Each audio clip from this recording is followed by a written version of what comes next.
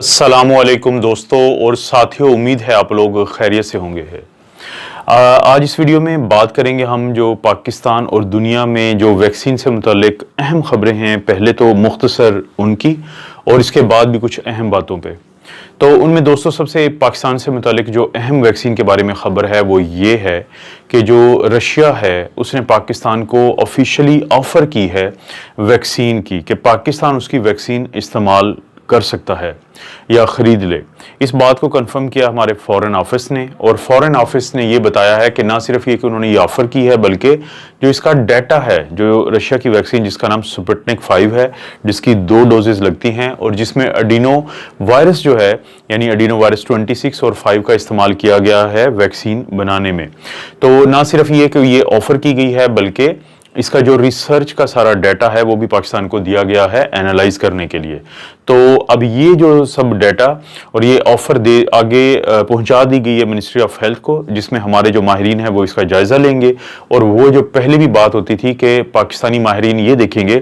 کہ کوئی بھی ویکسین کی طرح کیا یہ ویکسین ایفیکٹو ہے پاکستانیوں کے لیے، اور یہ کیا سیف ہو سکتی ہے، اور اس میں کسی بھی قسم کا پرابلم تو نہیں ہے، اور جہاں تک اس کی سٹوریج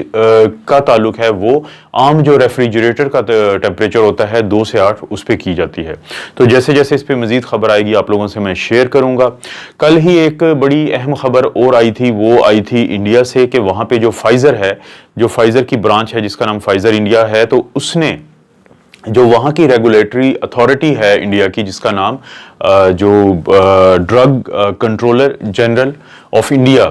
تو اس کو انہوں نے ریکویسٹ کی ہے، اپلیکیشن دی ہے کہ وہاں پہ ایمرجنسی یوز آتھرائزیشن کے لیے، تو جس کے بارے میں وہاں پہ بھی فیصلہ کیا جائے گا، اگرچہ وہاں پہ ٹرائل نہیں ہوئے ہیں انڈیا میں اس ویکسین کے۔ لیکن آج کی ہی خبر ہے کچھ گھنٹے پہلے کی کہ جو انڈیا میں ایسٹرازینیکا آکسفورڈ کی ویکسین کے جو ٹرائل ہو رہے تھے کووی شیلڈ کے نام سے، اور جو ان کا اپنا ہی ایک ادارہ ہے وہ وہاں پہ کر رہا تھا، انڈیا کا کر رہا تھا، تو انہوں نے بھی اپلائی کر دیا ہے اسی اپنے ریگولیٹری اتھارٹی کو اپروول کے لیے اپنی اس ویکسین کی، جو کہ بنیادی طور پہ آکسفورڈ کی ویکسین ہے۔ تو اب یہ مزید خبریں اسی طرح آتی جا رہی ہیں ویکسین سے متعلق، جو کہ بہت اہم ہے، اور آج ہے منڈے، آج ہے سوموار، کل یعنی ٹیوزڈے کو برطانیہ میں جو فائزر کی ویکسین ہے اس کی باقاعدہ اس کا استعمال شروع ہو چکا ہوگا یا ہو جائے گا، کیونکہ وہاں پہ یہ ویکسین پہنچا دی گئی ہے، اور وہاں پہ کیونکہ جو گورنمنٹ کی پرائورٹی ہے وہ یہ ہے کہ وہ ایلڈرلی جو کیئر ہومز ہیں اور جو ان کا خیال رکھنے والے لوگ ہیں سب سے پہلے ان کو لگے گی، اور ساتھ ہی یہ لگے گی وہ لوگ جن کی عمر 80 سال سے زیادہ ہے، اور جو NHS کا جو ہیلتھ سٹاف ہے ان لوگوں کو اس کے بعد یعنی ایلڈرلی کیئر ہومز کے بعد۔ اب انٹرسٹنگ بات یہ ہے کہ جو برطانیہ کی ملکہ ہے کوئین الزبتھ، اس کی عمر ہے 94، اور جو اس کا شوہر ہے پرنس فلپ، اس کی عمر ہے 99۔ تو یہ دونوں اس کیٹیگری میں فال کرتے ہیں جو سیکنڈ پرائورٹی میں آتے ہیں، یعنی 80 سال سے زیادہ۔ تو کوئین اور اس کے ہسبینڈ نے اعلان کیا ہے کہ جب ان کو ویکسین لگے گی تو وہ اس بات کو اناؤنس بھی کریں گے، وہ لوگوں کو بتائیں گے بھی، تاکہ لوگوں کا بھی اعتماد بحال ہو کہ ویکسین کے لگوانے کے عمل میں۔ یہ اعتماد کی بحالی کے سلسلے میں ہی میرے کچھ دوست ہیں، ہمارا ایک واٹس ایپ کا گروپ ہے ڈاکٹرز کا جو میرے کلاس فیلوز ہیں، تو انہوں نے ایک پوسٹ، کیونکہ وہ ناردرن یورپ میں رہتے ہیں، تو وہاں پہ ان کی ایک آرگنائزیشن ہے all Pakistani physician of northern Europe, تو انہوں نے ایک شیئر کیا وہاں پہ اردو میں، تو میں ان کی اجازت سے آپ لوگوں سے بھی شیئر کر رہا ہوں، جس میں انہوں نے لوگوں کو کنونس کرنے کی کوشش کی ہے کہ وہ اپنے خاندان، اپنی حفاظت، اپنی برادری کی حفاظت اور سارے ملک کی حفاظت کے لیے ویکسین لگوائیں، اور ویکسین کے متعلق جو خبریں ہیں بے بنیاد ان سے بچیں، کیونکہ یہ بہت ضروری ہے، یہ قومی فریضہ ہے ایک دوسرے کی مدد کرنے کا اس طریقے سے۔ تو یہ چیز میں آپ سے شیئر کر رہا ہوں، لیکن ان کو یہ نوبت اس لیے آئی کہ دوستوں ویکسین کے بارے میں بہت زیادہ جو نیگیٹو خبریں ہیں وہ پھیلانے کی کوشش کی جا رہی ہے، اگرچہ یوٹیوب، فیس بک اور جتنے بھی سوشل میڈیا کے اب فورمز ہیں وہ اس چیز کو میک شور کر رہے ہیں کہ ایسی خبروں کو بے بنیاد روکا جائے۔ اس کے لیے کچھ چیزیں میں آپ کو بتا دیتا ہوں کہ جب بھی آپ کو ایسی کوئی خبر ملتی ہے تو 2-4 چیزوں کو آپ جاننے کی کوشش کوشش کریں. سب سے پہلے تو اس خبر کو آپ اس کا ماخذ یا اس کا سورس ڈھونڈیں. بہت سارے دوست مجھے ایسی خبریں بھیجتے ہیں لیکن وہ ریٹرن ہوتی ہیں جیسے کسی نے اس کو میسج کو تیار کیا اور لوگوں کو شیئر کرنا شروع کر دیا. آپ اس کا دیکھیں کہ یہ کہاں سے آیا ہے, اس کا سورس کیا ہے, اور اگر آپ کو بھیجنے والے کا پتہ ہے یا وہ میسج جس بندے نے دیا ہے یا ریکارڈ کیا ہے اس شخص کو گوگل یا کسی بھی جو سرچ انجن ہے اس سے آپ اس کے بارے میں انفارمیشن لیں. آپ جاننے کی کوشش کریں کہ یہ جو شخص ہے اس کے کریڈینشلز کیا ہیں, اس کی قابلیت کیا ہے, اس سے پہلے کا کیا ایسا کام ہے کہ جس کی بڑی امپورٹنس ہے, تو اس لیے اس کی بات میں وزن ہو سکتا ہے. لیکن اگر اس شخص کے کوئی کریڈینشلز نہیں ہیں تو اس کی بات کو کسی بھی صورت اہمیت نہ دیں. جیسے پاکستان میں پچھلے دنوں 2 افراد ہیں جن کی ویڈیوز وائرل ہوئی ویکسین کے خلاف, تو پاکستانیوں کو پتہ ہونا چاہیے کہ اس سے پہلے ان لوگوں کا کیا کردار رہا ہے, اس سے پہلے ان لوگوں کی کیا شہرت رہی ہے, اور اگر وہ شہرت بہت زیادہ قابل اعتبار نہیں ہے تو ان کی اس طرح کی باتوں کو مت شیئر کریں کیونکہ اس سے صرف سنسنی پھیلتی ہے. اسی طرح آپ نے کوشش کرنی ہے یہ جاننے کی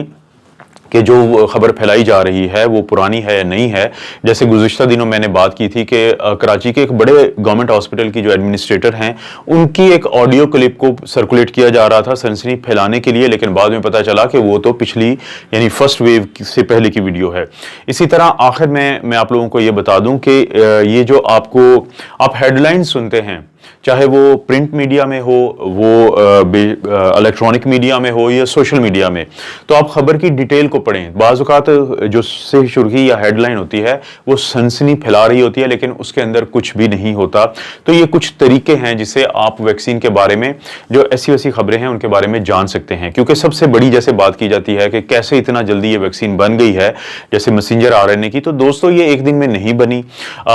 بنیادی طور پہ اس میسنجر RNA کی جو ٹیکنالوجی کے پیچھے جس بندی کا دماغ کام کرتا ہے وہ ہنگری کی ایک بائیو کیمسٹ ہیں جن کا نام کیٹلن کیریکو ہے. انہوں نے اپنی زندگی کے 40 سال اس عمل کو دے دیے ہیں. جب انہوں نے یہ آئیڈیا پیش کیا تھا 1985 اور 1990 کے درمیان, تو اس وقت ان کے اوپر پوری دنیا ہنستی تھی اور یہاں تک ہوا کہ ان کی جو پروموشنز بھی روک لی گئی تھی کیونکہ کوئی ان کو فنڈ نہیں دینا چاہتا تھا. یہ ہنگری کی بائیو کیمسٹ ہیں, یہ امریکہ گئی تھیں, وہاں پہ انہوں نے بہت ساری یونیورسٹیز میں کوشش کی کہ اپنا یہ جو آئیڈیا ہے اس کو آگے لے کے بڑھیں, اور پھر 90s میں ان کے ساتھ شامل ہو گئے اینڈریو وائزمین. تو ان دونوں نے مل کے بہت عرصہ کام کیا اس پہ, کیونکہ یہ شاید اپنے وقت سے پہلے کا آئیڈیا تھا تو لوگوں کو پہلے تو سمجھ نہ آیا, اور ایک دو جو پرابلم بھی تھے تو وہ بھی جب سالو ہوئے تو تب جا کے میسنجر RNA کی ویکسین بنی ہے. اس پہ آلریڈی جو 2 کمپنیز ہیں وہ بہت زیادہ کام کر رہی تھیں, جس میں ایک کا نام ماڈرنا ہے اور ایک کا بایو این ٹیک ہے. آپ ان دونوں کے اگر نام پہ بھی غور کریں تو ماڈرنا سے بنتا ہے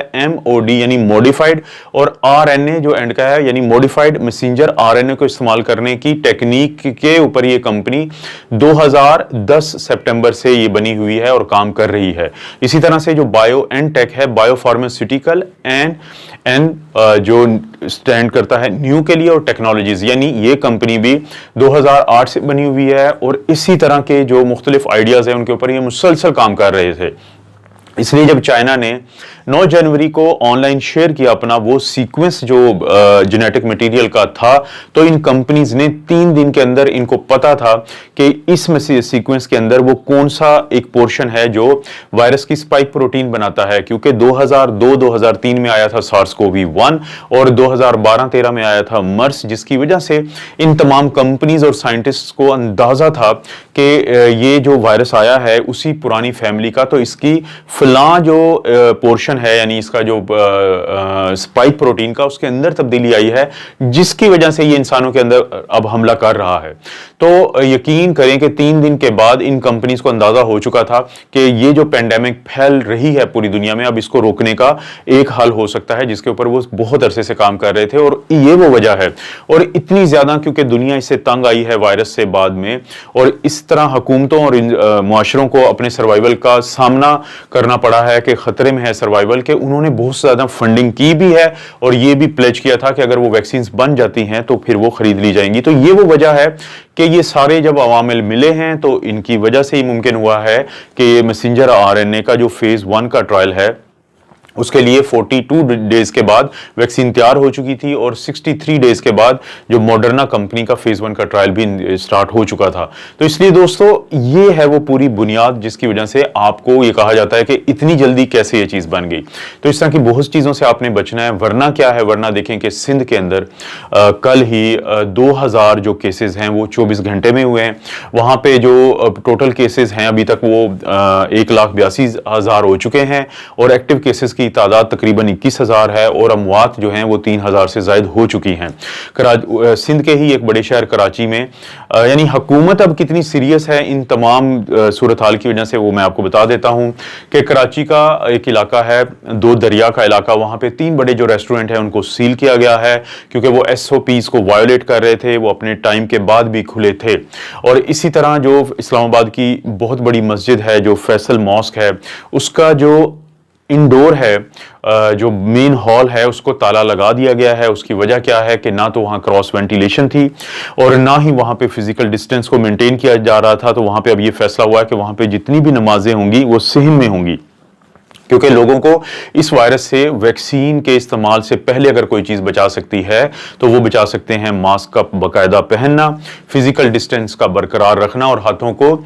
20 से 40 सेकंड के लिए साबुन और पानी से अच्छे तरीके से धोना। और कोशिश करें कि जितना कम तादाद में लोग कहीं इंडोर इकट्ठे हो सकते हैं उतना ही वो ज़्यादा ज़रूरी है, क्योंकि दुनिया के इस वक्त तमाम मुआशरे इस कोशिश में हैं कि किसी भी तरह से वो इस वायरस की तबाहकारियों से बचें। आप इस वायरस को अपने अंदर जाने से बचाएं, वरना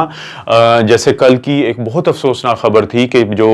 KPK है यानी खैबर पख्तूनख्वा, उसका जो सेकंड सबसे लार्जेस्ट यानी सबसे बड़ा हॉस्पिटल है, वहाँ पे कल ऑक्सीजन अचानक ख़त्म हो गई। उनको जो ऑक्सीजन प्रोवाइड करने वाली कंपनी थी जो कि रावलपिंडी से जिन्होंने प्रोवाइड करनी थी वो टाइम पे नहीं पहुंच सके, तो 7 जो मरीज हैं वो ऑक्सीजन की कमी से वो जान बहक हो गए। क्योंकि दोस्तों हम लोगों को पता है कि इन जो कोरोना के मरीज होते हैं, जब इनको नमूनिया होता है, जब इनकी हालत ख़राब होती है तो इनको कितनी ज़्यादा ऑक्सीजन चाहिए होती है। पहले हमारे पास महीनों बाद कोई ऐसा मरीज आता था जिसको 15 लीटर 20 लीटर ऑक्सीजन 1 मिनट में चाहिए होती थी। लेकिन कोरोना के ये जो मरीज होते हैं, जब इनकी हालत ख़राब होती है, इनमें से सबको इतनी ऑक्सीजन चाहिए होती है। तो इसलिए इसका एक ही हल है कि आप इससे बचें, आप इसको अपने अंदर जाने से प्रिवेंट करें। और जो मैंने बता दिया है कि वैक्सीन से पहले आप क्या क्या कर सकते हैं, क्योंकि इस वक्त दुनिया के तमाम जो ममालिक हैं उनको ये खतरा है कि उनके लोगों को बहुत ज़्यादा नुकसान हो सकता है। जैसे मैंने कल की वीडियो में बताया था कि गवर्नर जो पंजाब के हैं, उन्होंने अपनी फैमिली के साथ और अपने मुलाजमीन के साथ वो वैक्सीन के ट्रायल का हिस्सा बने हैं। इसी तरह न्यूयॉर्क जो शहर है अमेरिका का, जो उसका गवर्नर है एंड्रयू क्योमो, उन्होंने 2 दिन पहले टीवी पे आके उन्होंने बाकायदा जो फाइजर की वैक्सीन है उसका जो बॉक्स है उसको खोला है, उसकी वैक्सीन को वायल्स को खोल के दिखाया है, उसके बारे में बेसिक चीज़ें बताई हैं कि इसकी एक वायल में 5 डोजेज होती हैं और एक जो ट्रे होती है जिसके अंदर वो वायल रखी जाती है उसके अंदर 195 ट्रे वायल्स होती हैं और एक जो बॉक्स होता है, एक जो डब्बा होता है, उसके अंदर 5 ट्रे हैं। यानी 5000 जो डोजेज हैं वो एक बॉक्स के अंदर है, जिसको ड्राई आइस जिसमें डाल के उसको -70 पे बरकरार रखा गया है टेम्परेचर का। तो यानी एक शहर, इतने बड़े शहर का गवर्नर वो एक मेडिकल के साइंटिस्ट की तरह लोगों को समझा रहा है, क्योंकि तमाम जो सियासतदान हैं, साइंसदानों की तरह, उनको भी इस वक्त ये है कि हमने किसी भी तरह जो तमाम हम उनके शहरी हैं कि उनकी जानें बचानी हैं, उनको प्रिवेंशन के बारे में बताना है, उनको वैक्सीन की अहमियत के बताने में के बारे में बताना है। और लोग पूछते हैं कि जो इनकी अभी साइड इफेक्ट देखें, दुनिया में जितनी भी वैक्सीन इस्तेमाल होती हैं उनके जो साइड इफेक्ट्स होते हैं वो आमतौर पे 30 से 45 दिनों के दरमियान आ जाते हैं। इसीलिए जो FDA है, food and drug development authority है जो, तो उन्होंने 2 महीने का डाटा मांगा था सेफ्टी का फाइजर से या बाकी किसी भी वैक्सीन बनाने वाली कंपनी से, ताकि अगर कोई भी साइड इफेक्ट है तो वो आ जाए, सामने आ जाए। लेकिन अभी तक जो साइड इफेक्ट का पता चला है वो ये है कि इंजेक्शन की जगह पे रेडनेस होती है, थोड़ा दर्द होता है, जिस्म में दर्द होगा, फ्लू जैसी सूरत हाल बनेगी, तो हल्का बुखार होगा, लेकिन वो भी 1 से 2 दिन में ठीक हो जाएगा और पैरासीटामोल की सिर्फ ज़रूरत पड़ती है। बाकी कोई मेजर साइड इफेक्ट नहीं आया। मैसेंजर RNA हमारे जिस्म में जाने के बाद टूट फूट जाता है, अपना काम करने के बाद डिग्रेड हो जाता है, इसका वहाँ पर रहने का सवाल ही नहीं पैदा होता। और ये एक मैसेंजर है, ये हमारे जिस्म के अंदर एक मैसेज लेके जाता है और ये DNA में नहीं जाता, बल्कि DNA या न्यूक्लियस کے جہاں پہ DNA موجود ہوتا ہے اس کے باہر ہمارا ایک پورشن ہے سیل کا جس کو ہم سائٹوپلازم کہتے ہیں، اس کے اندر ایک مشین ہے جس کا نام رائبوسوم ہے. یہ میسنجر RNA اس میں داخل ہوتا ہے یا وہ اس کے ساتھ اٹیچ ہو کے اس کے میسج کو ڈی کوڈ کر کے اسپائک پروٹین بنا دیتی ہے. تو اس لیے یہ کہنا کہ یہ ہمارے DNA کو چینج کرے گا یا ایسا کچھ ہو جائے گا، ایسا دوستو کچھ بھی نہیں ہے. یہ تمام باتیں کرنے کا مقصد یہ ہے آپ لوگوں کو بتایا جائے کہ اس وقت ہم کیا کر سکتے ہیں، اور آنے والے دنوں میں اگر صورتحال تبدیل ہوتی ہے ویکسین کی شکل میں تو اس وقت ہمارا کیا رویہ ہونا چاہیے. اگر کسی بات کی سمجھ آتی ہے تو اپنے دوستوں سے بھی شیئر کریں، ان کو بھی اس بارے میں بتائیں، اور آپ اپنا اور اپنی فیملی کا خیال رکھیں. اللہ تعالیٰ آپ کو اور آپ کی فیملی کو ہر قسم کی برائی، بیماری اور آزمائش سے محفوظ رکھے.